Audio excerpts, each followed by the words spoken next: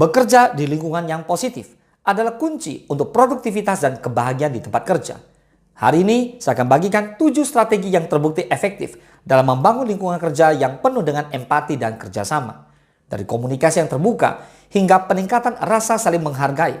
Mari kita telusuri bersama bagaimana menerapkan strategi-strategi ini untuk menciptakan lingkungan kerja yang lebih baik. Yuk simak, let's talk about it.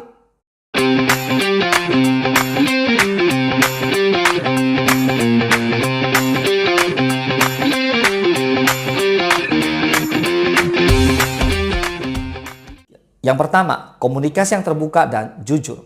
Komunikasi yang terbuka dan jujur adalah fondasi dari lingkungan kerja yang positif. Dengan memberikan ruang bagi semua anggota tim untuk berbicara dan mendengarkan, kita dapat menciptakan iklim di mana ide-ide baru dapat bermekaran dan masalah dapat diselesaikan secara efektif. Ketika tim merasa bahwa pendapat mereka dihargai dan didengar, mereka lebih termotivasi untuk bekerja sama demi mencapai tujuan bersama. Komunikasi yang terbuka dan jujur secara signifikan meningkatkan kepercayaan dan kinerja tim. Oleh karena itu, penting untuk mempromosikan budaya di mana setiap anggota tim merasa nyaman untuk berbicara tanpa takut akan kritik atau hukuman. Yang kedua, peningkatan keterlibatan dan partisipasi. Memperkuat keterlibatan dan partisipasi anggota tim adalah langkah penting dalam membangun lingkungan kerja yang positif.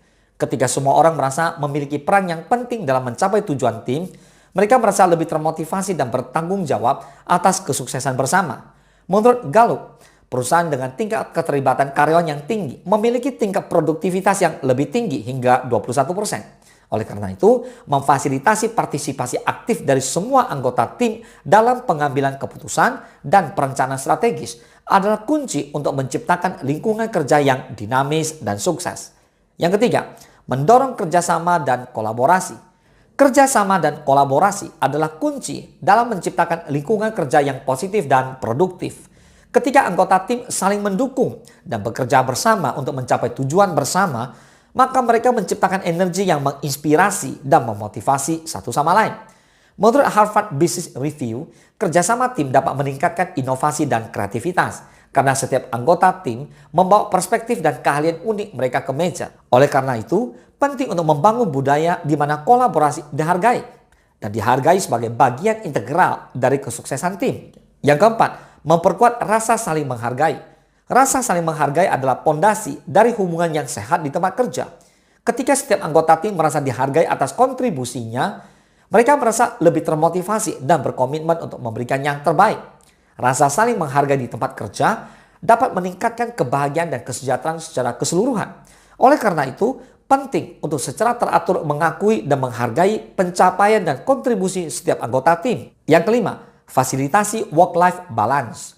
Work-life balance yang sehat adalah kunci untuk kesejahteraan dan kebahagiaan di tempat kerja.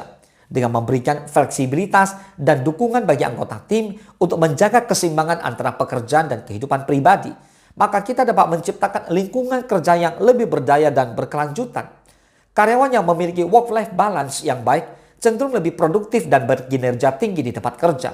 Oleh karena itu, penting untuk mempromosikan kebijakan dan praktik yang memfasilitasi keseimbangan kerja hidup bagi semua anggota tim. Yang keenam, memelihara lingkungan yang ramah dan inklusif. Menciptakan lingkungan yang ramah dan inklusif adalah kunci untuk mendorong keragaman dan inovasi di tempat kerja. Ketika setiap anggota tim merasa diterima dan dihargai tanpa memandang latar belakang atau identitas mereka, mereka merasa lebih termotivasi untuk berkontribusi secara maksimal. Perusahaan-perusahaan yang memprioritaskan keragaman dan inklusi memiliki tingkat retensi karyawan yang lebih tinggi dan lebih inovatif. Oleh karena itu, penting untuk memelihara budaya di mana setiap orang merasa diterima dan dihargai untuk siapa mereka. Yang ketujuh, menyediakan dukungan dan pembinaan. Menyediakan dukungan dan pembinaan kepada anggota tim adalah langkah penting dalam membangun lingkungan kerja yang positif. Ketika anggota tim merasa didukung dan dibimbing untuk mencapai potensi mereka, mereka merasa lebih percaya diri dan termotivasi untuk mencapai tujuan bersama. Dukungan dan pembinaan dari pimpinan dapat meningkatkan kepuasan kerja dan kinerja karyawan secara keseluruhan. Oleh karena itu, penting untuk menunjukkan perhatian dan peduli terhadap perkembangan dan kesejahteraan anggota tim.